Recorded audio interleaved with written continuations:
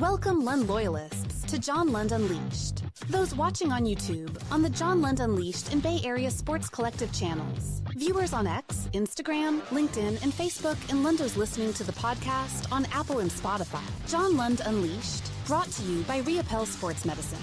Got pain? Check out our revolutionary stem cell treatments. And guys, if low T is bringing you down, 𝐟𝐸𝐵 Sports Medicine can put you back in the game.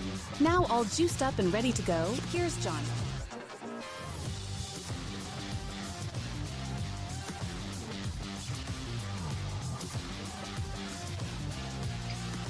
I did the old switcheroo there. There was me, and then there's Game 7 Buddy. Are you kidding me? Game 7 Buddy? That's why I put a question mark there. I'm like, if you'd have told me yesterday that the Warriors needed Game 7 Buddy to move on to take on the Timberwolves in the semifinals of the NBA playoffs, second round, I'd be like, they're probably not winning that game. Buddy with 33 and 9 threes. Maybe you joined us in the post-game show last night in which we talked all Buddy all the time. But thank you for making the time on this Monday. Lots of Warriors talk. We'll get into the Timberwolves, even though I won't make my prediction until tomorrow.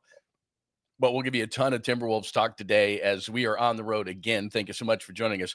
John Lund Unleashed on YouTube, John Lund Unleashed on the Bay Area Sports Collective. And you would have known, I should have known, that Tom Tolbert was doing post-game. He was sick, so he didn't make the trip to Houston for Game 7. Hopefully he'll be ready to head off to Minnesota for Game 1, which happens tomorrow night. So a quick turnaround. We're going to talk a lot about rest in this thing. But welcome and good morning. We'll do roll call in just a second. Want to get down and hit up the chalkboard in just a second. But if you are new around here, thank you.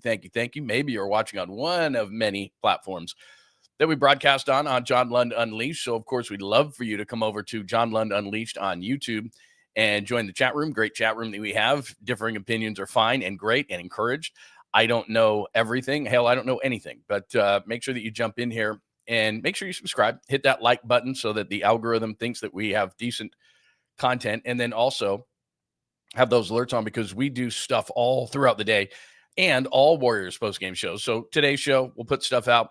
And then also we will be back tomorrow at 8 a.m. Pacific time, and we will be back for tomorrow night's postgame show for the Warriors. So we do a lot of stuff, both on John Lund Unleashed and the Bay Area Sports Collective on YouTube. We are also live right now on X at John Lund Radio. Twitch, if you want to hit us up there. LinkedIn for people who are actually trying to work, and I'm distracting them. Welcome to those people. And on Facebook, John Lund and the John Lund Unleashed page. So good morning to everyone. Happy Monday, episode 132, Game 7 Buddy we'll get into. Curry and Butler late. Steph, they've got to figure out a way to get him going against Minnesota more. The DRAY'S speech, how much does a speech actually help? Can DRAY stay under control? Remember the last time? Not maybe the last time these two teams met, but we do remember this, of course. DRAY under control. Steph talks about it, and we'll play that for you, but we can't have that in this series. We'll get into series odds and what Vegas thinks as well. We'll get into a little bit of Anthony Edwards, and he wants to play and has wanted to play the Warriors. We'll get into that conversation as well. Size, what some of the keys are going to be, the early keys in this whole thing. Curry and, Randall doesn't get talked about a lot, but he had a great series against his former team, the Lakers. There's still going to be size issues against everybody in the Western Conference, actually. It's a different type of the thing from the Timberwolves, or from the Rockets to the Timberwolves. We'll get into that whole conversation. Harrison is back. We'll get into the Giants a little bit. They take on the Cubs. This becomes a pretty big series. The Cubs look like they're the class of the Central, but still, if they drop back for some reason, they had another injury. 𝐬𝐮𝐬𝐜𝐫𝐢, their starting pitcher. So now they're down a couple of pitchers. Justin Steele is out for the year. 𝐬𝐮𝐬𝐜𝐫𝐢, who is really, really good, came over from Japan. And while all the focus has been on the Dodgers, Japanese players, he has been really good. Seiya Suzuki's been really good. They've done a nice job in that pipeline. And now he's got an issue. So maybe some of their starting pitching, which has been so good, along with an offense that is ridiculously good. So they've got issues going on with them. And then we've got a throwback caboose, and I'll explain what that means when we get to the caboose pistol, which is the way that we end every show on John Lund. And at least random stuff happens throughout the show. You know that. We get off and get on exit ramps. So we're talking. Something will throw me because I'm easily thrown. And then we get off, and then we get back on. So anyway, that's how we do things around here. Thank you for joining us on the Monday edition of the show. Let's say good morning to everybody. Let me get up on the top here. JJ Raider is here. I see Folsom Steve here. Christopher, good morning to you. Hello, Shim Boy. Hello, Mark. It is very nice to see everybody this morning. There you go. Good morning, good morning, good morning. Let me get back to the top here. I'm a little bit more challenged on the road, just computer-wise, but I've got this thing figured out. There we go. There's Skills. There's 49ers Faithful. There's Scott, always saying like and subscribe, which I absolutely love. Daniel is here from lovely Sacramento. Scott is here. Good to see you, Scott. Excellent to see you, my friend. Francis is here this morning. Tacky, our good friend, is here. Also, JP from the 510. Lots of people in the house today. Jazz fan is here this morning. Kenny, good morning to you. Very, very nice. What else do we got here? Very nice crew on a Monday morning edition of the show. All right, let's get to things. Game 7, Buddy. Pretty amazing. Buddy Hield with 33 points, 9 threes, 22 of the 33 in the first half. And I thought the biggest play of the game as they were coming down the stretch and kind of pulling away, and Houston could never get to him. And I think the big thing about this game was the Warriors set the tone early. The last couple of games, they're up 3-1. And the last 2 games the Rockets won, they got out early. They got confidence early. The Warriors actually did that, set the tone early in this game, and then just kind of held on. But I think the biggest plays at the end were the steal by Buddy Hield, which give Buddy Hield credit because not only 33 points and 9 threes, he actually played defense. I constantly say about Buddy, if he's not giving you the shot, what is he giving you? And I comp him a lot of times to Mo Spates and say, well, if he's not hot, then just get him off the floor and get somebody else in. But the difference, and this may have played actually to the Warriors' advantage in this game, you don't want to have GP2 out of a game. He's such a good perimeter defender, and they're going to need him against Anthony Edwards in this next series. But they had to ride with Buddy, and he was hot in the game, so they'd have kept him in there, but he ate up all the minutes. And so there was no GP2 because of illness, and they had to roll with Buddy, and he was red hot. So he defended well. He actually grabbed a few loose balls, but he got that steal late in the fourth quarter. And then Jimmy Butler kind of played offensive guard on that, and Fred VanVleet threw him down. And I don't know what took so long. It drives me crazy, all these stoppages, because it just stops the momentum of the game. And that's a big part of the game, and guys being tired. And that's probably to the Warriors' advantage, especially on the road. I think it's to the road team's advantage because you get to settle down, you get to slow down, especially for the Warriors, older team, you get a minute. And so they go back and look at that, and it was a clear path foul easily. I mean, Stan Van Gundy knows the game a hell of a lot better than I do, but he's like, oh, could it be a flagrant foul? I'm like, it's not a flagrant. It's a breakaway. Like, that's going to be 2 shots in the ball. It was 2 shots in the ball. So Jimmy makes the 2 free throws. Jimmy makes a right of the key jumper, and all of a sudden that turns into that. And then you get a Steph Curry 3, then you get a Buddy Hield 3, and that ended the game.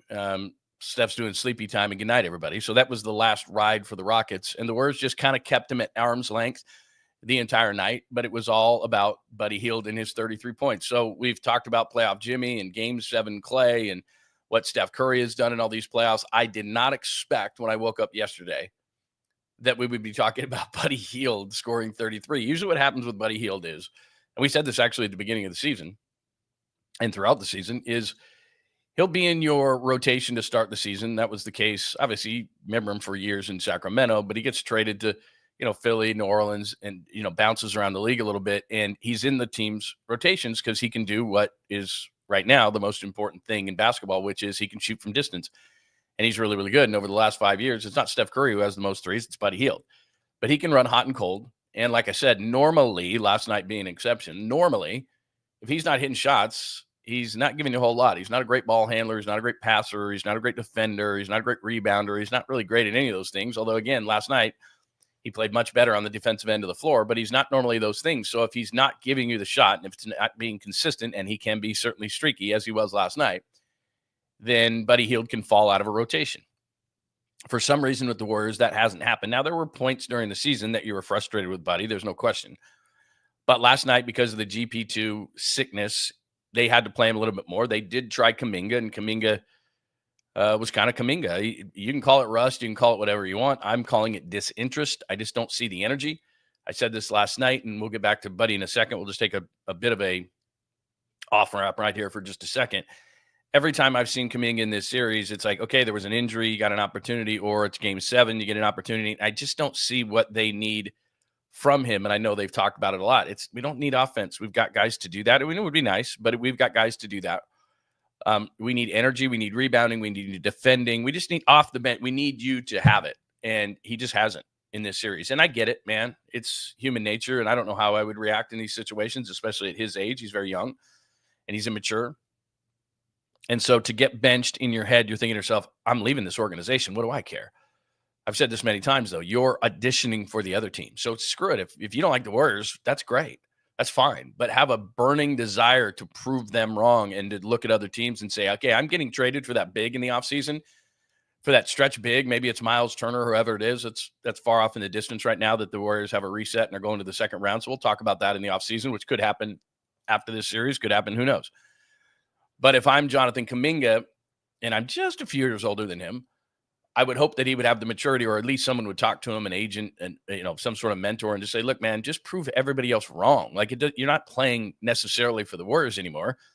You're playing for yourself. You're playing to show every other team that you're worth that big contract. So go in there and be motivated to earn a contract. Whatever it says on your jersey, it says on your jersey, but go out with energy. And he just hasn't had it. He's lethargic when he hits the court, and in the playoffs, that just sticks out like a sore thumb because everybody's got pedal to the metal, especially in a Game 7. And maybe it wasn't fair to put him in a Game 7.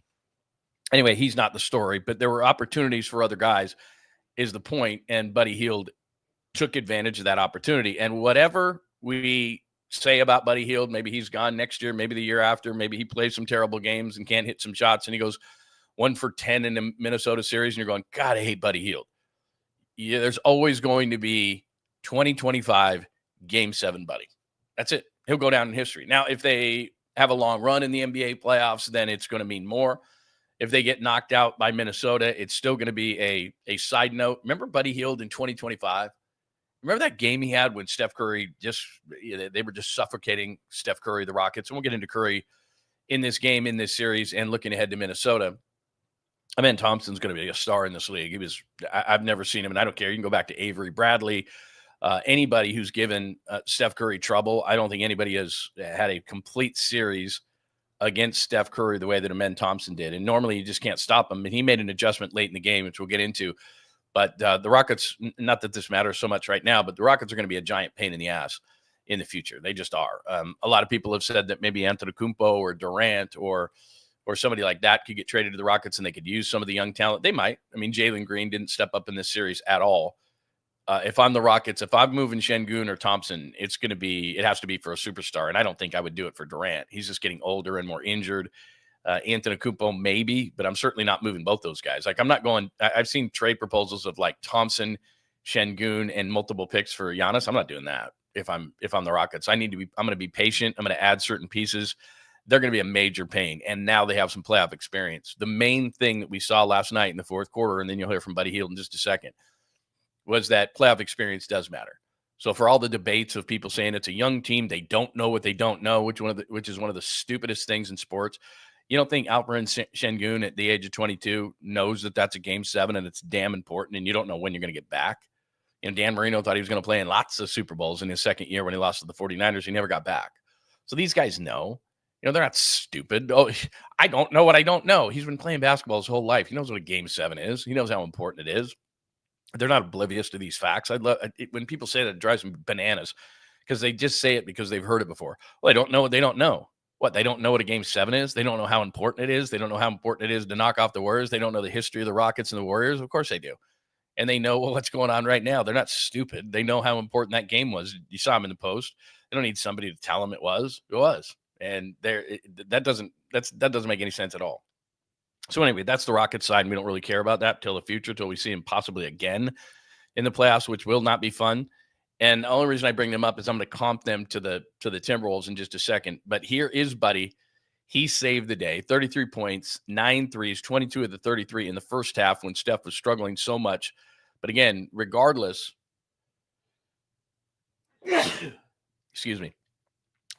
of what Steph Curry was doing, he still tilts the floor so the guys like Buddy Hield can get these shots. So big assist to Steph Curry in this 33-point Game 7 Buddy game, because Buddy Hield, if he had the attention that Steph Curry gets constantly, Buddy's not doing this. This is because they just say anybody else but Curry will beat us.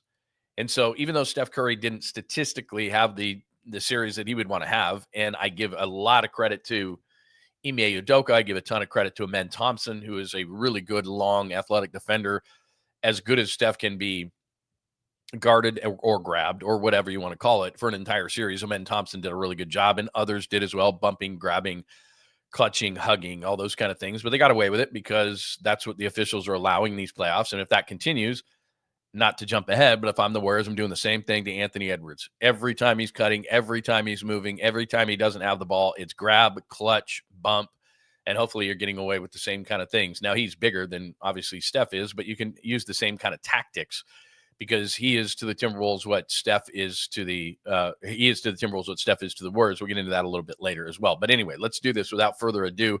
Buddy Hield, Game 7 Buddy. He saves the day, and here he is talking about being in the zone. Being in the zone is very spiritual, just you and that rim and the net and the ball, and you just figuring it out. And sometimes you put anything up and just goes in, but just being at peace with your game. No, Jimmy didn't say nothing to me yet. I'm not gonna get on Jimmy yet. I'm gonna keep it calm. But today I had to fill this role in for them in the first half. He was slacking, but we all weathered the storm, and it was a great team win collectively. Everybody they did everything in spurts, and we finally get. All right, so you're going to hate Buddy at some point in the future, but for Game 7, it will never change. Game 7, Buddy with 33, giving assist to Steph Curry because he just pulls so much attention away from these guys. So that's exactly what was the key. And then as he pointed out at the end, Steph Curry did a really bright thing. I don't know why he waited so long. Steph is amazing. Steph is a Hall of Famer. Steph is everything, the greatest shooter, all those kind of things. But he had done this earlier when teams are just running him off the line and being so physical, then he'll start to go to the rim. And he'll just say, okay, if you're going to give me free 2 points, I'm going to do that, at least to try to loosen things up. And he didn't really do that earlier in the series. And I think maybe somebody said something to it, or maybe it just clicked into Steph's head. All right. When he was struggling so much last night, he got a couple of easy hoops inside. And I don't know if it necessarily opened him or eased it up. But again, you can have a game plan in your mind in any sport and think to yourself, okay, Steph Curry, run him off the three, run him off the three. But when he gets a couple of easy baskets, it's just human nature. Then you start thinking to yourself, okay, what's he going to do? At least he's giving you that option, and it's got to be in your head. And like I said, it's human nature. You know what the game plan is defensively. But if Steph changes it up a little bit, then you're thinking to yourself, what's he going to do? Rather than just jack three. I thought one of the big things, too, was he didn't get his first three until there was about, 30, 35 seconds left in the first half. And the only reason he did it was because they were going for a 2-for-1. So he jacked up. And again, the ball going through the net. That's why I think Steph, if they're going to do that to you in this series, go to the rim more. Go. And I know that Rudy Gobert is going to be there, but like they've done before, get the switch. There's Rudy on Steph, and he's got him on skates. Before too long, with a lot of that, they pull Rudy Gobert out of the game. So we'll get into that conversation. But I think that Steph, at times, I'm going to say force, but everybody's like, well, he's earned it. He can force threes all he wants. What is a horrible shot for someone else is fine and actually encouraged for Steph Curry. And I understand that. But sometimes when it's just three after three, and you can see him get frustrated by the way that teams are defending him or how the difficulty level on the threes that he shoots, sometimes just go to the rim, man. See a couple go through. And if you go to the rim, maybe you get a call, you settle things down, you see the ball go through the hoop. Even the greatest shooter of all time, change things up a little bit and put some different kind of pressure on the defense and kind of settle things in. And then those threes may open up for you. He did that in the game, and I thought that got things going. And then as far as Jimmy Butler, again, lots of struggles early in the game for him. But I thought that he started to let the game come to him in the fourth quarter. He made a lot of nice plays. Like I said, the breakaway to me when Van Fleet, and it was spiraling out of control at that point for Houston, but really the ender was when Van Fleet pushed him to the ground. He hits the two, then he hits the jumper, then Steph hits a three, Buddy hits a three, and the game is over. But bottom line to the whole thing is Buddy Hield pulls him out of the fire. Steph Curry gets going late. Jimmy Butler gets going late. One thing just from a concerning level, Brandon Podziemski went 1 for 7. A lot of those were wide open shots. And I said this at the end of the season, and I'll say it again, and I said it through this series. Brandon Podziemski has got to hit those open shots. Buddy Hield did it in Game 7. Buddy's hit and miss. Somebody's got to step up because they're going to do the same thing to Steph Curry. Hopefully he's better in this series, and I'll get into it in just a second and what Minnesota has to throw at Steph Curry. But when they rotate so much, when they pay so much attention, when they're doing what they're doing to Steph Curry, which Minnesota is going to take a page right out of the Rockets handbook. I just don't know that they have an Amen Thompson type to defend him like that. But you've got to then, with wide open shots like that, when you can have a cup of coffee and a sandwich and shoot that three because you're so open, you got to hit it. I mean, I don't know how many times I yelled at my TV last night is that's got to go. That's got to go. Like, you got to hit that. I mean, I'm sorry. It's the NBA. It's the playoffs. I get it. It's not easy. There's a lot of pressure. I couldn't have done it. But the reality is I'm paid to yap. You're paid to shoot. And you got to hit those shots. So the Brandon Podziemski we saw at the end of the year, the Brandon Podziemski that I said at that point was the key to them going as far as they can. Buddy Hield filled that role last night. He's going to continue to start. But he's not going to do that every single night. We know that about Buddy Hield. It's got to be somebody. So between Hield and Podziemski and Moses Moody, who had a terrible series against Houston, and I don't know how much more he's going to be effective against Minnesota because they've got the same kind of long athletes between Anthony Edwards, who's going to be difficult for him. It's, and there's a bunch of big size, and he's just not a long athlete. I love Moses Moody. He doesn't make mistakes. I've said that all the time. He should be in the rotation. He was lost against the Rockets, size and athleticism, but the same thing can be said about Minnesota. So I don't know how effective he's going to be. I mean, he'll play in spurts and they'll play Moses Moody. It's just how effective he's going to be. I don't know in this series. Maybe Kuminga, we can get into that as well. But again, I want to use this word. It's trust. Who can Steve Kerr trust? He's trusting, obviously he's trusting the three. He's trusting Draymond. He's trusting Jimmy. He's trusting Curry. He trusts Podziemski because if Podziemski's not hitting those shots, which he needs to do, the wide open shots that he's going to get against Minnesota, just like he did against Houston, he'll do other things on the floor. He'll scrap, he'll grab, he'll rebound. He'll try to defend. He'll do those things. Again, the long athletes gave him trouble in the Houston series, but he trusts Podziemski. He's going to play. Then it comes down to which other players can you trust? I think Quentin Post is a massive factor in this series, and they're going to do what they, like I said, what they do sometimes with Buddy, which is, do you have it or do you not from a shooting standpoint? But he's kind of their version of what Naz Reid is for Minnesota, because what you're going to do is against Rudy Gobert, he's going to play drop coverage. That's what he does. And so the Warriors know, and they've been effective against it in the past, where it's okay. We're gonna dry him out. We're gonna screen. We're gonna get guys. Okay, now it's a shooter against Rudy Gobert, and he's got to come out. If he doesn't come out, then Steph. How many times has Steph gotten Rudy Gobert on skates? 1 million. So they're gonna do those kind of things, and it's gonna be incumbent upon others, because if Curry goes to the rim, guys are spread out on either side. Got to hit those shots. By the way, give Draymond a ton of credit, not only for the other things that we know that he can do, but early in the game, he hit a couple of threes. I always get nervous when Draymond hits his first three. I know that sounds weird, but it gives him this false sense, and he'll shoot 2 or 3 and miss them badly after that. So if he misses the first one, he's kind of like, okay, I'll only take the corner threes. If he hits an early one, especially like top of the key three, he'll shoot like 3 more, and I'm like, ugh, and there'll be bricks, and they'll ricochet off the backboard. And I'm like, if he makes that first one, he's going to shoot 3 bad ones. And he went to the rim. He was aggressive offensively. You like to see Draymond do that. So he kept him in the game early when Steph was struggling. So anyway, bottom line to the whole thing, the Warriors get the victory. Let's hit let me see. There's a couple of great pieces here. All right, let's get into Draymond a little bit. By the way, episode 132, Game 7, Buddy. Curry and Butler late. We're on the chalkboard. Dre's speech we'll get to. Can Dre stay under control? Houston will be back. I'm done talking about Houston. T-Wolves rest. Okay, let's get to this part of it, which I think is really interesting, because I just showed you the picture of Draymond Green choking Rudy Gobert, and there's been a history clearly of that. And on the chalkboard of Minnesota things that they're going to want to accomplish in this series to win, number one will be defending Steph Curry.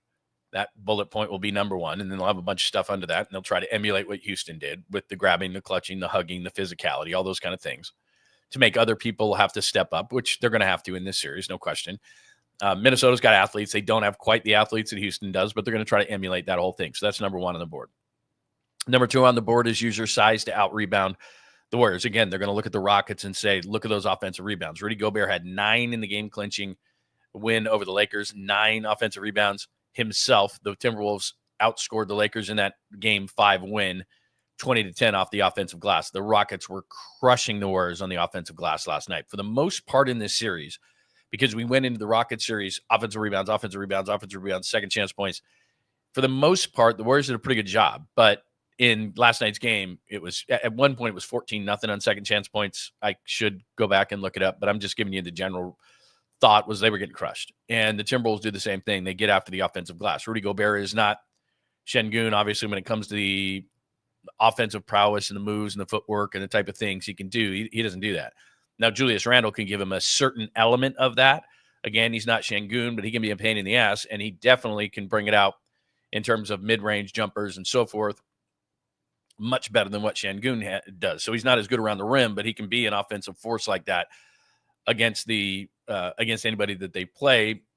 He comes over from the Knicks. He's not Karl Anthony Towns. I know that, but he's starting to get into the rhythm finally of what the Timberwolves are going to do. So they're going to look. Remember, one of the other bullet points, not to get lost here, is they're going to crash the glass. They're just going to get after it. They outsize the Warriors like everybody does. So they're going to use their size and physicality and try to do kind of what Houston did for a lot of that series. So whether this is 3rd, 4th, 5th, 8th, or 10th on their bullet point list, it's take Dre out of the game.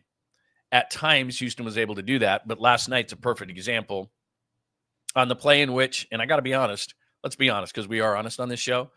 We're not homers.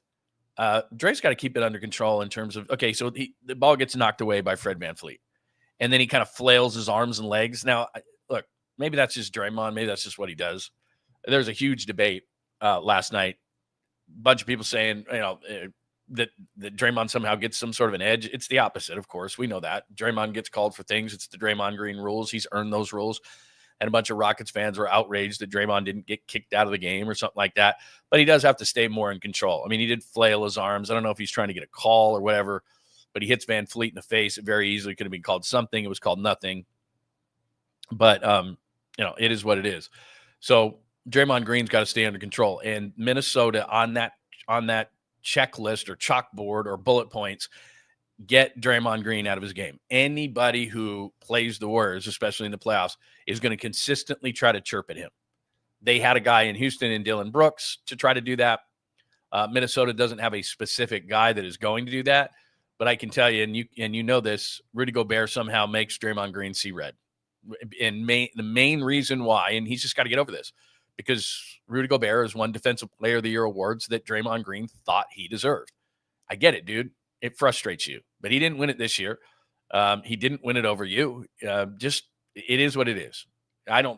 Rudy Gobert blocks a bunch of shots. People who don't watch the game during the regular season say, well, that's really important. And it is. And he intimidates shots and does all those kind of things. But then somehow in the playoffs, at the most important times of the year, he's been pulled off the floor because he was a liability defensively and the drop coverage wasn't working and teams were shooting the ball and he wasn't coming out. And then teams were picking up the pace and running it up and down the floor. And as good of an athlete as he is for a 7-footer, he would rather be in a half-court game defending than he would racing up and down the floor. So he's been pulled out of games. And so the Defensive Player of the Year shouldn't be pulled out of playoff games, but he has been against the Warriors. And that frustrates Draymond Green, who doesn't think that Rudy Gobert is a good defender, and it gets into his head. And Rudy might say a couple of things in French, and then all of a sudden it redlines Draymond, and he gets all pissed off, and they lose their emotional leader.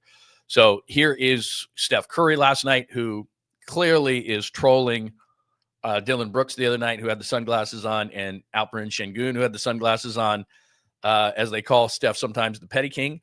Here he is with sunglasses talking about Draymond Green staying in control and needing to stay in control against Minnesota. No better lesson than tonight. Like, make it about basketball. He doesn't need to be a mute and like not talk and be demonstrative. We want that type of Draymond, but conserve the energy towards, us, our huddles. Even when he had that kind of mix up with VanVleet, he didn't react, go talk to the refs, try to plead his case. It didn't go his way. It was an unfortunate call, but he kept it about basketball. And we're going to have to continue to do that, knowing the minutes we're playing and the tough test that Minnesota is going to present in the way they've been. Yeah, I mean, that's what it comes down to. And we shouldn't have to talk about it, but we do because it's Draymond Green. And, here's another thing to give Jimmy Butler credit for. I don't know this for a fact, but it certainly seems like it to me, that it coincides, him calming down and what Steph Curry said there, it coincides with Jimmy Butler. Because does anybody think that Jimmy Butler's not intense? Does anybody think that Jimmy Butler is not a red-hot, white-hot competitor? He is. He's all of those things. He holds players and teammates accountable. He is a big-time competitor. He talks about it all the time, but I've used this analogy in comparison before, which is Jimmy is one of those guys that scare the hell out of you because when you're going to fight him, they don't yell and scream and flail their arms and say, I'm going to kick your ass and this, that, and the other. Those are like fake tough guys. He just kind of is one of those guys that's like, look, if we fight right now, you're going down. Like he doesn't get out of control, but yet you can tell he's a competitor. You can tell that his teammates respect him. He just has this ability to play really hard, but stay calm. And Draymond Green at times thinks he knows everything and is the greatest leader and this, that, and the other. And times he can be. And we'll get into the speeches. I don't know if I believe in speeches, but he gave a speech and everybody's given him a ton of credit for said speech before Game 7. So we'll talk about that in just a second. But I think he's learned something from Jimmy Butler, which is you don't see Jimmy Butler a lot complain to the officials. Now he complains maybe if the low end of complaining to officials is Steph Curry, which last night he had a situation in which he got fouled and freaked out. And so if as an official you think to yourself, I probably missed one there. And guess what happened? On the next possession for Houston, Steph drew a charging call. Now, it was a charging call, but the officials knew they owed him one. And so if you're going to be demonstrative towards an official and you don't do it very often, you're probably going to get a make-up call on the other end because they know if you're pissed and if you're jumping up and down like Curry was, then they probably missed a call. And guess what? They right away, I'm not going to say they rectified it, but they just have got a charge call on the other end on the very next possession for Houston. That's kind of how it works.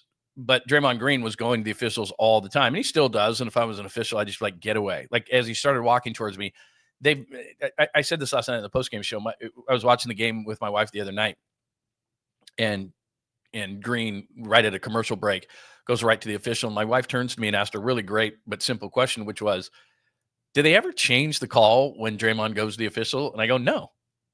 They never change the call. Once they make a call, they make a call. It doesn't matter who it is. It could be God coming to them. Oh, sorry, God, we're not changing the call. It doesn't work.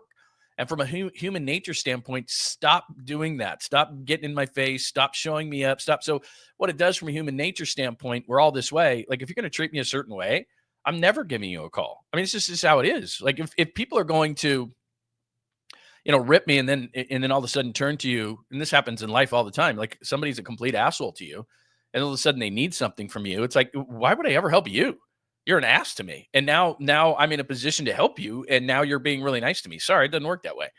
So that's kind of how it works with Draymond Green. And I don't know why there's this thing out there from a bunch of Houston fans who are like, oh my God, Draymond gets away with so much. Okay.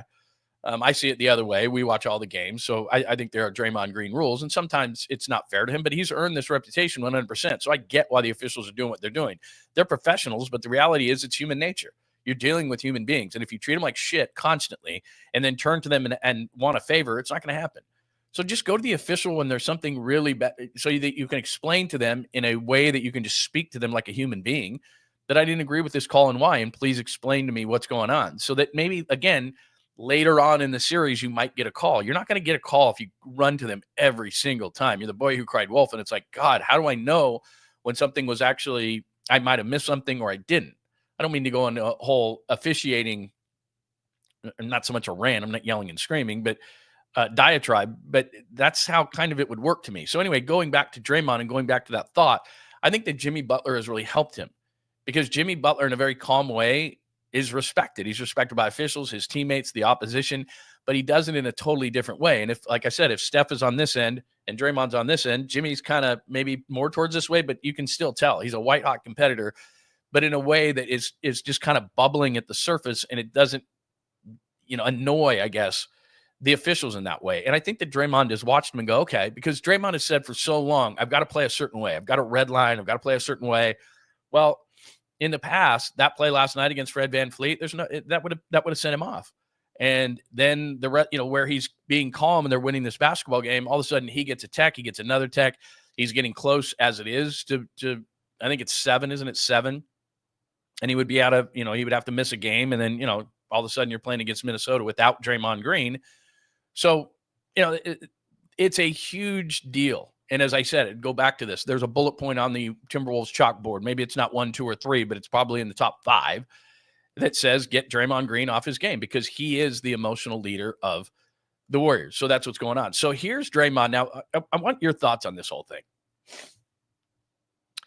I'm not a big speech guy, win one for the Gipper, this, that, and the other. Now, it might work at, a high school level, get guys all hyped up. They're not ready to, it certainly, I think, could work at the college level. But you get into, especially a number of years into the league, like the Warriors are, the veteran team that they are, and you're either ready for Game 7 to me or you're not. Steph knows what it is. Jimmy knows what it is. This team has had enough Game 7s to know what it is. But Draymond Green is getting a lot of credit for his speech before the game. And Draymond, well, rather than me tell you what it is, and then I want to get your thoughts on it. I'm not a big speech guy, but here's Draymond Green on what he said to the team before Game 7. It's really deciding who's going to give a speech. Obviously, I always try to defer to Steph, defer to Jimmy, and they wanted me to speak. But I had a lot to say. And like I said, most importantly was calling myself out. You can't go into a Game 7 expecting guys to rally off the game we had before and not address it. And so I wanted to address that, number one. But then secondly, tell everybody else what we needed, which was a togetherness like no other. And our huddles together, trusting in each other and believing. And so I thought it was much needed. But as much as I think this team needed it, I feel like I needed it for myself even more. Because you got to be accountable. You can't be a leader and not be accountable. And you call other guys out. When their shit stinks, then you better say when yours does too. And that's what I tried to make. All right, that's fair. I think Draymond saying that I wasn't very good at times, I would agree with that. That was just a tough series for him. That was a tough series. Houston with their length, 𝐮𝐬𝐽, it was just, look, you've got to go one-on-one against 𝐮𝐬𝐽 because we've got to try to stay true on a guy like Fred VanVleet who almost beat him. The game plan was, look, 𝐮𝐬𝐽 can score his 25 or 30, and a couple of times during this series he did, and they lost. Game 1, for example, he had 31, and they lost the game. So, look, we just don't want other guys to get going. We don't want Jalen Green to get going, and really outside of Game 2, he didn't get going in any of them. Fred VanVleet, the first couple of games, didn't get going. Then he was a major pain in the ass for basically the entire rest of the series, hitting threes like crazy, especially in the 2 games that they won. Actually, one of the games that they lost, Fred VanVleet was excellent. I think he had 8 threes in the close loss and almost hit that, that corner one. He had a shot at the end of that game. So he just became a major pain, and I'll get into the Minnesota keys in just a second. That's one of the major keys in that whole thing. But look, it was a tough series for Draymond. I talk about matchups all the time in the NBA and then in the playoffs, and where certain guys in one series will be important and another one they're completely disappearing and vice versa. It was a tough series. Draymond, you got to go one-on-one as a 6'6" guy, 6'5", 6'6" guy. You got to play the 5 the entire series. An older guy. As this, the first couple of games, you're going to get plenty of rest. Then it's every other game. And 𝐮𝐬𝐽's just a major pain in the ass. And they're going to bring in Steven Adams, and that's even a bigger pain in the ass. And they're going to play that big lineup. And they brought Jabari Smith, who's 6'10". So up front, they had Jabari Smith, who's 6'10". They had Steven Adams, who's just massive. And they have 𝐮𝐬𝐽. And guess what? You're our best interior guy. So deal with all 3 of those guys, not only defending 𝐮𝐬𝐽, but you better grab rebounds too. So from that standpoint, it was an uphill battle for Draymond Green. At times he won it. Most of the times he didn't. Last night he was absolutely great. Hit some early shots, like I said, defended, had a really great game. So he calls himself out. He should have. He did. I respect that. But in terms of the speech itself, I don't know. Does Steph Curry need a speech? Was Game 7 Buddy because of a speech? I mean, at that level with these kind of professional athletes, I think it works with college and high school kids, fire and brimstone, all those kind of things. Maybe. Steve Kerr referenced it. And a lot of that to me just is kind of a hat tip to like a guy like Draymond Green, and people ask questions about it. And we as a media think it's such a big deal. Reality of it is speech or no speech, they win the game. I don't think a speech made them win the game. I don't think it had any effect on the game. But if Draymond Green feels better about it, then great. He's their emotional leader, and that's great for Draymond Green. But I'm not going to give credence to a speech for a professional team like the Warriors who have won like they've won in a Game 7, because it just happens on the floor. Whatever happens on the floor happens on the floor. I don't think that Buddy Hield hit 9 threes because Draymond Green gave him a fire and brimstone, or because that Draymond Green took personal accountability and said, I've sucked and I'm sorry and I'll be better. I think it's great. I think it's fine. But it's going to take more than that to beat Minnesota. So anyway, that's where we are in the chalkboard. Give me your thoughts on speeches. So we are down to the point where we are down to Edwards, early keys. Let's get into that as far as the Warriors are concerned. Before we do away with the Rockets, let me just double check the chat line here. Let's see. Let me see here. Let's see. Let me see. Anything else on the Rocket series? All right, let's move on to. Yeah, we'll get to the Giants. By the way, a lot of people are hit me up on the Giants and Harris, and we'll get to that in a few minutes as well. Let's see. Very nice. All right, let's get to the Timberwolves series, and this one's interesting to me because while there was lots of talent with Houston as the number 2 seed, Houston really difficult because of their length, physicality, athleticism, youth. One of the first things that I put rest question mark there is that's going to be difficult in this thing is they had a ton of rest as an older team going into this Rocket series. Remember, they played on a Tuesday, beat Memphis, didn't play till Saturday. After that Saturday, they didn't play till Wednesday. So the first couple of games, they were 1-1, tied 1-1 in that series, and then it started to go to every other day. And while the Warriors are up 3-1, I'm not going to say they were gassed by the end of this thing, but they were definitely showing signs. They obviously showed enough energy yesterday to get the victory. But the concern for me now, first and foremost, and it's because Steve Kerr said it right at the beginning, I hate this excuse, I'll be honest with you. I've said this many, many times, covered the league for years and years and years. And when I first got into if you're new around here, when I first got into this whole thing, I was covering the Utah Jazz. I was a sideline reporter for the Utah Jazz radio network. And then I did the first interview after the game with Jerry Sloan while the other media stood around. I did, the sponsored post-game stand-up interview with the coach. And that was like 2-3 minutes. So I got maybe 3 or 4 questions into Jerry Sloan, and with his cigarette breath and glaring eye, like, you're going to ask me a stupid question, you young idiot. I knew better than to ask him about a team being tired, especially in the playoffs, because he would snap back at me that it didn't matter. It was a stupid question and it didn't matter. And as time has kind of passed, we've used tiredness as an excuse. To me, there are excuses and explanations. I've told you this before. And tired to me is an excuse, not an explanation. So just because of the way that I started my career, and I was basically told not to ask about being tired because everybody's tired. And that's the whole point of it, is to play 82 games, which they used to, and play 35 to 40 minutes a game, which they used to. And then you were ready for the sprint at the end of the season. And it came down to who could get through it. So it wasn't about who's tired and who's this and who's banged. Those were all excuses. That's how I was brought up as a writer and a broadcaster. Those are just excuses. And you couldn't ask those questions to a guy like Jerry Sloan, especially about guys like Karl Malone and John Stockton, who played every single night and played 35 to 40. And if you asked them about tiredness, you would get a look and be like, next question. So it's become accepted to talk about. And it is what it is, especially for an older team like the Warriors. So now you're going to turn around and have to play Tuesday night in Minnesota. And during the season, you look at it and you can't do the win-loss game like you can in the NFL, like win-loss, win-loss, win-loss. But you can certainly look over a schedule and say to yourself, okay, that's 3 games in 5 nights, or that's a back-to-back at the end of a road trip, or those kind of things, and what you call built-in losses. And so if this was the regular season, I would look at game 1 in Minnesota after a grueling 7-game series against Houston that you should have got out of earlier but didn't.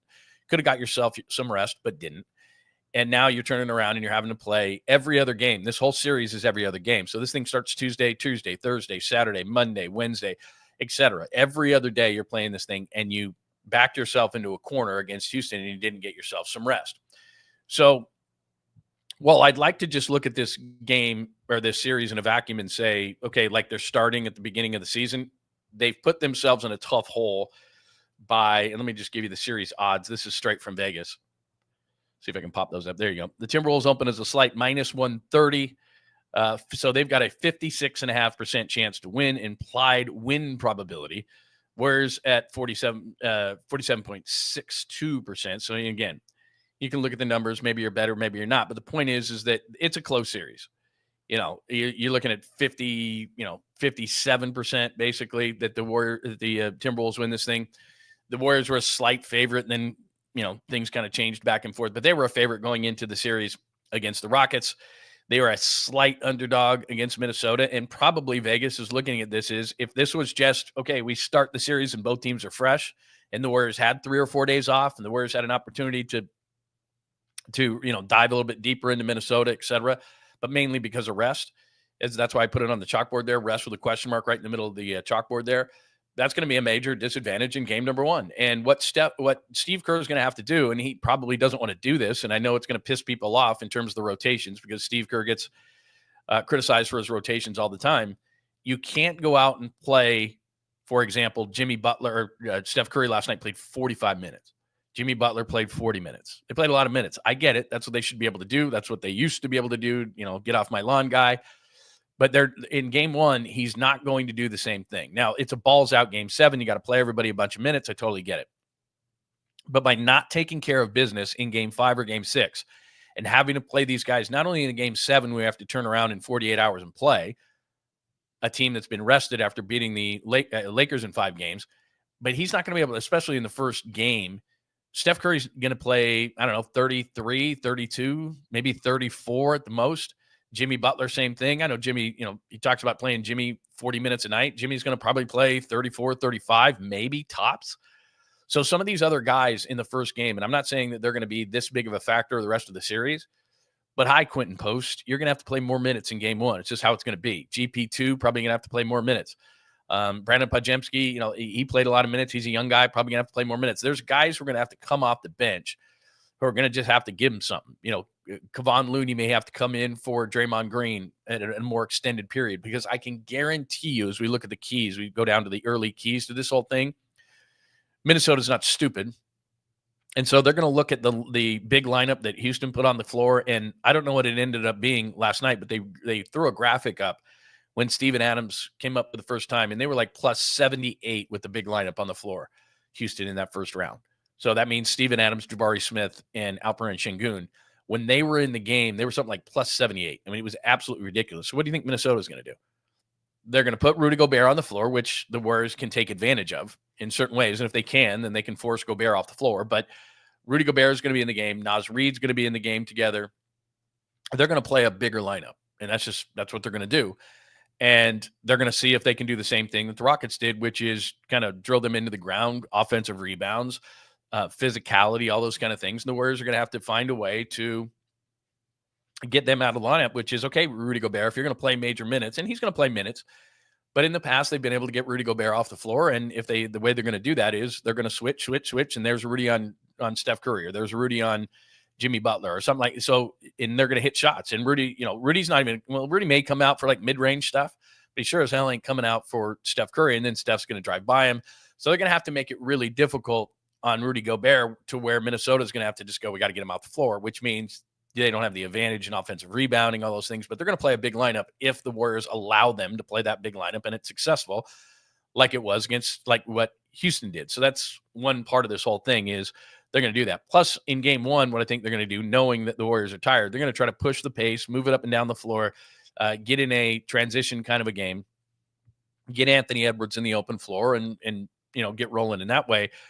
To me, one of the biggest keys, and Julius Randle, I think, is underrated. Naz Reid has killed the Warriors in the past with his three-point shooting. He was really good at times in the Lakers series.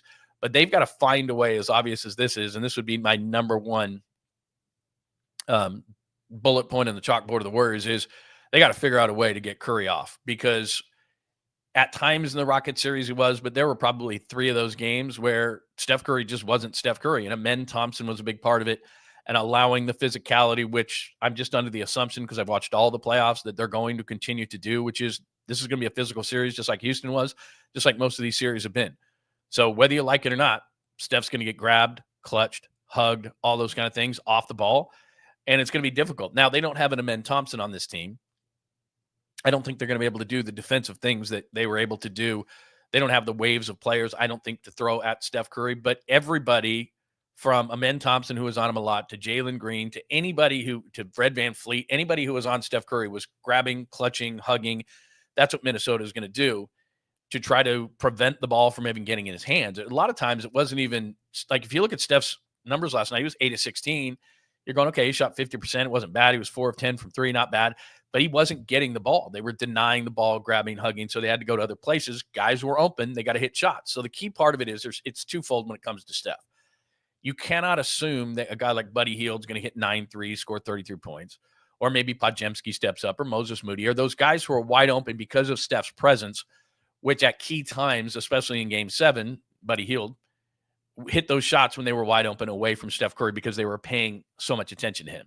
He's got to be better in the series. Now, some of it's up to Steph, but a lot of it is up to what they can do to try to shake him open. Because if you're going to go into the series with the same, okay, well, other guys just have to step up because they're going to take Steph out of this game to a certain extent, I don't think you're going to beat the Timberwolves doing that. So number one on the chalkboard is you got to have Steph be Steph. And I think he's going to be better in this series because they just don't have an Amen Thompson type of a player to defend him at that level. There's that.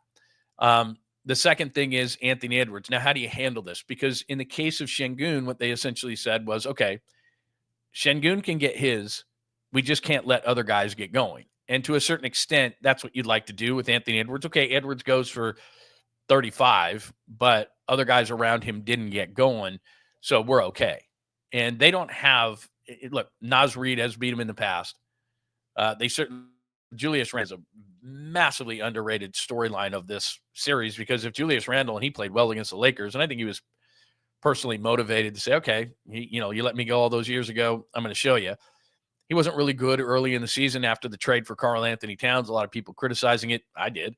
I don't think they're as good, but he's got into a rhythm. He understands how to play within this system now, and he's playing really well. So he's a big key to me. He's not 𝐮𝐿 inside, but he's certainly a big key to me. If he can be a Robin to what Edwards is as a Batman, then the Warriors are going to have trouble. Naz Reid is a huge part of this. We know what Donte DiVincenzo can do. Let me just pop this up on the screen real quick to look at their team, just in case you have forgotten. Let me share my screen with you very quickly. So let's see. There's your Timberwolves stats. So this is what they did in round 1 versus the Lakers. So there's Anthony Edwards at the top. You know what he's doing. At times, he was absolutely amazing at a 40 plus. But then, like I said, Julius Randle in that series was really, really good. He's about 22 plus in that series. The guy to me who's a big key to this thing is Jalen McDaniels because he had a 30-point game in that series, had a 20-something game in that series. He was really good in that in the Lakers series, averaging over 17 a game. But in a couple of those games, he was absolutely great. And he's a tremendous defender, and he can defend a lot of different positions on the floor.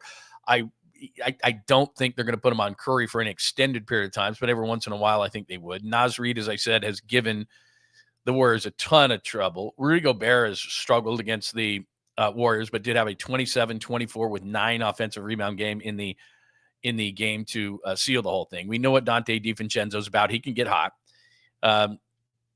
Alexander Walker and then Mike Conley, a little bit older. He gets banged up in these series, and essentially that's what they do. They've got an 8-man rotation, and that's essentially what they do. And like I said, Conley's going to start, but as you look right there, 24 minutes a game, he's in a 3-guard rotation at the bottom there. And then as far as the big guys are concerned, as I said, Edwards is Edwards.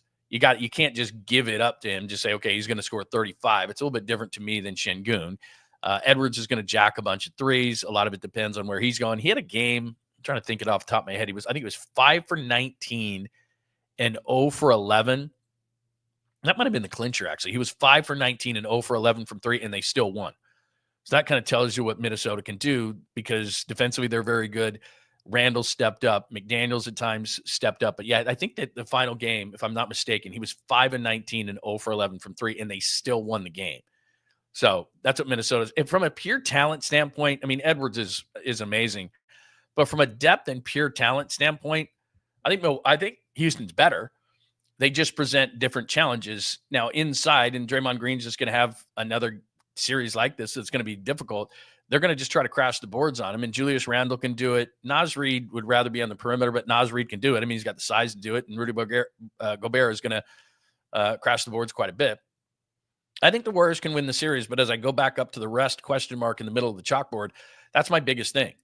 If they were starting the playoffs with the rest that they had against the Rockets, and I'm breaking my own cardinal rule here, talking about rest, but if they had the rest that they had going into the Rockets series, I would favor the Warriors. But the first couple of games are really important. If they could get game 1 in Minnesota, that would be a major shocker, only because, like I said, it's 48 hours later, and Minnesota's rested and the Warriors are not. I could see them getting blown out in this game. If for some reason they could pull that game off, that would be amazing and really set a tone for the series. They got to get one of the first 2. I believe that kind of put Minnesota on their heels like they did Houston. But because of the rest, it's just going to be a really tough series, even though I do think the Houston actually has more talent, even though Anthony Edwards is the most talented player, top 5 player in the NBA, and all due respect to Steph and Jimmy, Anthony Edwards is the best player in the series. I mean, he's amazing. So you just can't have him go off for 40 or 45. If he's going to do his 30, make him work for it, take a lot of shots. Don't let him be as productive in terms of, his shots and all those kind of things. That's one of the major things of it. So watch rest in game number 1. I think that is just a huge thing in there. But as I put the early keys, Curry getting back on track, Julius Randle underrated in this whole thing. Rest I keep talking about, even though I really shouldn't. And then they're going to try to take advantage of their size, much like, look at the entire Western Conference now. The Clippers are out of it, so guess what? There's Jokic sitting there. Oklahoma City has a bunch of size on their team. They've got a bunch of perimeter guys, but guys like Chet Holmgren, they're going to, if they played the Warriors, they would have that. So you're going to deal with size the rest of the way, and not just Houston, but it's going to be, they're going to look at the Warriors like they did in the Rocket series and go, okay, they can be taken advantage of from a offensive rebounding standpoint, and that's what we're going to try to do. So there you go. There's your thoughts on the Warriors and the Timberwolves. Let me get your thoughts on all of that. Let me see what else do we got. Yeah, we do have rookie camp going up. A lot of people are like 49ers stuff. Rookies are in, and I'm sure that we'll get a lot of tomorrow. We'll talk a little bit about what we're seeing early in this whole thing. But yeah, rookies are going to have to play. We've talked about it a million times. We'll get more into it tomorrow in terms of the 49ers, what the 49ers are concerned with. As far as the Giants are concerned, let me hit the Giants up really quickly. And again, if you missed anything that we talked about with the Warriors, all you got to do right after the show, I'll hit it up. And on the YouTube channel at John Lund Unleashed, I will put the chapters up. So anything you want to hear about or talk about or listen to, if you're listening on Apple, Spotify, and we jump the podcast up right after the show as well. But if you're watching on any of the other platforms, whether it be X John Lund or at John Lund Radio or Facebook or any of these things, come over to the YouTube page at John Lund Unleashed, and I put the chapters up, and then you can watch any part of the show that you want anytime you want. So you're not interested in this or that, then you can go to certain things. So if you missed any of the Warriors talk, you can either go back now or you can go back later, and I'll hit up the chapters, and we have an AI thing that just tells us exactly what we're talking about, and you just click on those things. As far as the Giants are concerned, Kyle Harrison is back, which is very cool. His velocity, which I think a lot of people forgot this element of what happened in spring training. He was really sick, and he was thrown in the low 90s, and people got nervous and were like, what's going on? They send him down to the minors, and now he's thrown in the mid to high 90s. He's got things going. Now, look, I've always thought that with his 2-pitch mix, that Kyle Harrison was going to be better served as a reliever.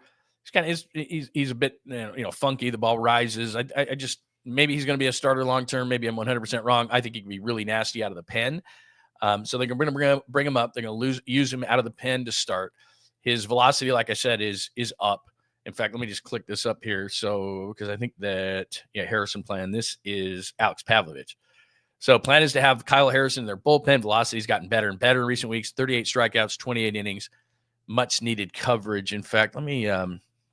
I think he did another tweet that says, yeah, there it is. So Lou Trevino, I was not a fan. Great story that he came back, pitched in the majors again, but he just didn't have it. I get nervous every time. But Harrison was in the 97, 98 range in his last AAA start. I would just love, and I kind of think this way with Jordan Hicks, I would love to just harness that over a short period of time. And look, I have confidence in Ryan Walker, Duvall pitching better. Randy Rodriguez finally gave up last week, a couple of runs. That's fine. Gave up a home run. He's been pitching lights out. He's been great. Eric Miller has been really, really good. So they've got enough arms in the pen. I understand that. I still think Birdsong should be in the starting rotation instead of Landon Roop. And at some point, I think that's going to happen sooner rather than later.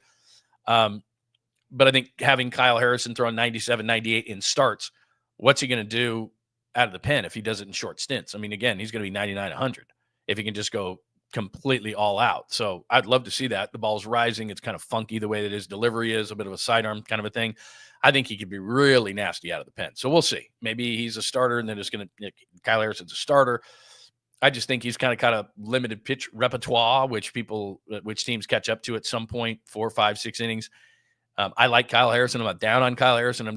If I'm seeing this kind of velocity in starts, I'd love to see it out of the pen, even though they've got a pretty good pen. And I don't know necessarily that they need to have him. But anyway, that's what's going on as far as the Giants are concerned. And I really am intrigued by this. In fact, let me just pop the pictures up. really intrigued by this series against the Cubs because the Cubs have lost a couple of starting pitchers. And let me just pop this. Where's the starters? Probable pitchers. There we go. The Cubs have got a great offense, but they have lost a couple of starting pitchers. 𝐬𝐮𝐬𝐫𝐫𝐢 is the latest to go down. Justin Steele, which he's probably their most talented pitcher, he's already down. And so now you've got Matthew Boyd, who they got from the Tigers, who's been pretty good. Landon Roop. If Roop struggles tonight, and a lot of it has to do with in Wrigley Field, is the wind blowing in, is the wind blowing out?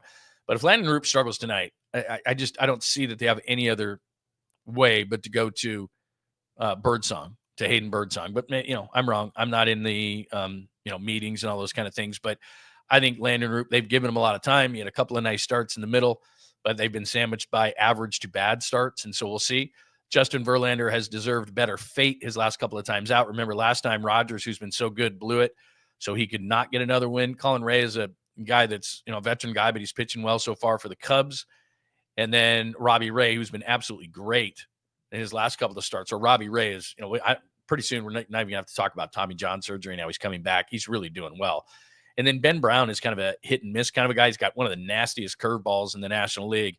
But it's like he's feast or famine kind of a guy. So good matchups in this series against the Cubs. But as good as the Cubs have been, they could be one of those teams, and they're off to a really good start. Maybe you have to fight them in a wild card thing, so it'd be advisable to win. And I always love watching games at Wrigley Field, so that's the next 3 for the Giants at Wrigley Field. Watching Landon Roop tonight, Verlander deserves a win, and Robbie Ray has looked really, really good. You see a picture there in the right in the promo of Willy Adames. Willy Adames gets his first couple of home runs at Oracle Park, and hopefully that'll get him going. Because I've made this comparison before that it was almost like last year, I did a couple of guys and they get signed and they go to Oracle Park and they kind of get intimidated a little bit by it and it kind of messes up their swing a little bit. I think that maybe by getting a couple of home runs, and you saw Adames with that first one kind of put his fist up in the air like, finally, I got one at home. And hopefully that'll kind of break the dam with him a little bit. He's starting to hit better. He's starting to come around a little bit. So good things for Willy Adames. Giants taking on the Cubs. I think that's a really good series. I think it's a big series, and hopefully they can get Kyle Harrison in there because I'd love to see Kyle Harrison with this increased velocity and see what they're doing. So that's the Giants side of things. Let me give you a throwback caboose. This is really interesting. Hang on one second. Let me just double check. Okay. Let me give you a throwback caboose. So here's what happened. Do I have that video down there? Yeah, I do. So I'm putting videos together and stuff. And when you play a video, then what happens is one comes on right after it. So for example, like on the post-game videos, I grab those. And then afterwards there'll be a video, because they want to keep you forever. So they just have a string of videos. So let's say that, the Steph Curry video or something, I grab that. And then right after it, if you're watching it on like, I don't know, I've got a list of like Warriors stuff on X. And so I'll grab those videos, play them on the show, but afterwards it's trying to keep you so it plays video after video after video. So this is not anything that happened recently, but I wanted to play it for the Sweet Clean Family Friendly Caboose Pistol Day just because it was like, why is this? It's somebody has got to have a better background or better explanation than what I have. So let me play your Sweet Clean Family Friendly Caboose Pistol. Hang on one second. There it is right there. All right, it is Caboose Pistol time. John Lund Unleashed presents the caboose pistol. Wedged in the crack of her buttocks. Somehow, someway, Lundo thinks this is the best way to leave a final impression on you for the day. The old caboose pistol, everybody has one. Did you say caboose? I know some women who could hide a machine gun in there. Yeah. Leave me out of this, you weirdo. Here's John. All right. So like I said, this did not happen today because it's Jeopardy. And Alex Trebek's in the clip. Alex Trebek is no longer with us. So again, it's not like, why is Lund playing this? I'm playing this because I was playing a video that I had for the show, and then this one popped up as I was playing it, and then I watched it for a second. I'm like, I got to play this. Can you give me an explanation why the brainiacs on Jeopardy just can't do any sports? Like, they know everything about everything. Everything about everything. And this is a football category, so everybody loves the NFL, right? I mean, even if you're I don't want to call them nerds because, these guys are and women are super smart. But I don't know. They put up sports categories every now and then, not very often, because what it does is it makes them look stupid. And they're trying to illustrate the fact that these people are just so smart. And they just, they never picked up a ball. They never picked up a bat. They never picked up a football. They don't pay attention to it. But I thought, we get caught up in this whole, because I've done sports my entire career, 30 years. And I've always just been enamored with sports. I read box scores. I was a newspaper boy. And when I did the newspapers, one of the reasons I liked it, because it was like I got the newspapers earlier than anybody, and I could go through the box scores. And I've just been, obsessed with sports most of my life. And so when I see people that just don't have a friggin' clue, I'm just like, how can you not at least pick up a little bit of it? Because you're so smart in every category, and yet sports always stumps these people. And I don't have an explanation for it. It's one of life's great mysteries. So I just want to play this. Again, it's kind of out of context, but it was a video that played after a video that I was playing. And so it made me laugh. And I always think to myself, how do these guys know everything about everything, but nothing about sports? I want to get to the war. Oh, hold on a minute. That's a different one. That's Anthony Edwards. I'm going to play that later. All right, here you go, right here. Hang on. What's it doing? Oh, don't tell me that this thing is not going to play after I gave it that jump. Hold on. Add to stage. This is not playing. Hold on. All right, let me add it one more time. Let me add it on a different thing here. Look, after all that, I mean, you've seen it before, so we could still talk about it, but it's not nearly as effective if I can't get it to play. Let me see if I can do this. Let me try this one more time. Okay, let me do that. Maybe it'll play off this. Okay. Football 200.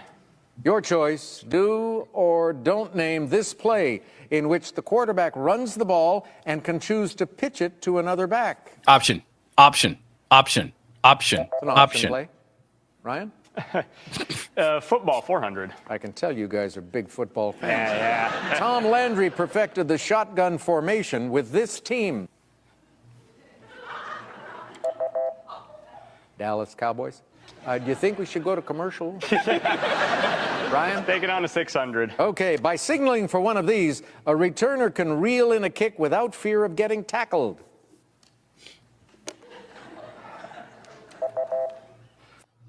Anyway, you get the idea. Fair catch. And it's the most elementary questions you could possibly. Tom Landry of the Dallas Cowboys, a fair catch, an option play. Like, it's not like, because with the rest of the questions they ask in every other category, it's like you've got to be Mensa. You've got to be splitting atoms. You got to be one of the smartest people alive. Like, I sit on the couch and go, I might get like 1 out of 10. Because, like I said, I'm the opposite of those people. I've obsessed over sports. I can give you, like, I think Dan Patrick for a while did Sports Jeopardy and nobody was interested in it, didn't get any ratings. Like, they know everything else. Like, ask me anything else but sports. It blows my mind, and I have no theory on it, that they do that just for every once in a while, and you can hear the crowd laugh because they know. Like, they know that they're not going to know any of it, and it's the most elementary questions. The option, a fair catch, Tom Landry. Like, these aren't even hard questions. Like, we're sitting there as sports fans going, how do you not know that? And for some reason, they just don't. And like I said, it's totally out of context because it was a video after a video, and that's why I played it. And now it's Throwback, who's no longer with us. The point is do you have any theory whatsoever? Because I don't know. I mean, they were just inside and they never watched a football game, but nobody in their family watched football ever. Like, it's like it was football questions. Like, I get it. Hockey, maybe you're not as into. Maybe baseball, you're not as into. Like, I don't know. Still, baseball, but football's like our national pastime. It's not baseball, it's football. Tom Landry, basic. A fair catch, pretty basic. I mean, these are 101 type of questions, right? These are very basic questions. Like, are you smarter than an 8th grader? I mean, in terms of NFL, are you smarter than like a 1st grader? I mean, those are basic NFL questions. Nothing. I mean, they don't even venture a guess. They're like looking at it like this. Alex, why are we doing this? Bunch of Neanderthals. We hate football. What does it even look like? Like, he could put a picture of a football in there and say, what is this? And they'd go, got nothing for you. It's one of life's great mysteries. I have no idea why it's like that. None. Like, none. They know everything about everything, but they don't know that Tom Landry was the head coach of the Cowboys. They don't know what a fair catch is? I don't know. It blows my mind. Blows my mind. But again, I'm in the complete opposite end of the spectrum. Like they could ask, like, what's the most simple, I don't know, whatever question, and they would laugh at me, and I'd be like, don't have a clue. Don't have a clue. And they'd be like, really? It's, whatever kind of theory. And I'd be like, I have no idea. And they'd be like, really? Anyway, it's weird. I watch Jeopardy on the regular, and I get a good amount right, but I can't compete with real nerds like those assholes. I mean, I wouldn't call them that. I mean, I'm not angry at them or anything like that. It blows my friggin' mind that they know 99.9% of things, but don't have a clue when it comes to sports. I mean, there was like 2 more questions in that category. They don't even venture a guess. And the questions don't get harder, even though, they're supposed to, as it kind of goes, 200, 400, 800, 1,000 or whatever. They're supposed to get harder. They don't get harder. They're all easy. But again, like I said, I'm not making fun of them, because on the opposite end of the spectrum, they could ask questions and I wouldn't even venture a guess. I'd be like, I don't know. And they'd be like, God, that's the most basic thing ever. What are you, a moron? I'd be like, yeah. And then I'd ask them a sports question. They go, I don't know. And I'd go, what are you, a moron? Like, what are you doing? That would be good. That would be absolutely great. Jeopardy all sports. Could you imagine? It would just be like, they would just sit there the whole time and do that. It blows my mind. Like I said, they don't know, like, that was a really hard, like if they put sports questions at a really high level that was hard, those are basic things, and they just do it to laugh, because they know every single time they're going to do that. And it's just like, hey, you know what? Let's just have a fun category. And I'm sure it pisses the people off at home too, because the people who are hardcores are watching going, what are they doing? And they don't know it either. And so they're just like, oh my God, this is so stupid. Anyway, yes, nerds. But like I said, nerds are, they're needed, and they know, and they're smart, and they make the world go around, and we just watch sports. Very nice. Car issues, man. Well, that's brutal. That is brutal. Sorry, brother. Sorry. That's the worst. It's terrible. Yeah, it didn't Ken Jennings, though, but didn't Ken Jennings know? I don't know if he is having lots of sex, but he knew sports. Didn't he know sports? Well, like Andrew Baggerly was on there. Like, wouldn't that be awesome? Like, Bags knows sports, right? If Andrew Baggerly was on there and it was all sports and he just crushed it, that'd be amazing. Like, he's the only one in history that knew sports. And I don't even know if did they do a sports category when he was on there? Might have. Anyway. All right, what else do we got here? Anything else today? Like I said, I am on the road. I will be back in the palatial studio tomorrow, and we will pick up the show on the regular. Lots of things to discuss. We will talk about the 49ers tomorrow. Rookie camp starts. We'll get into that and get a few things.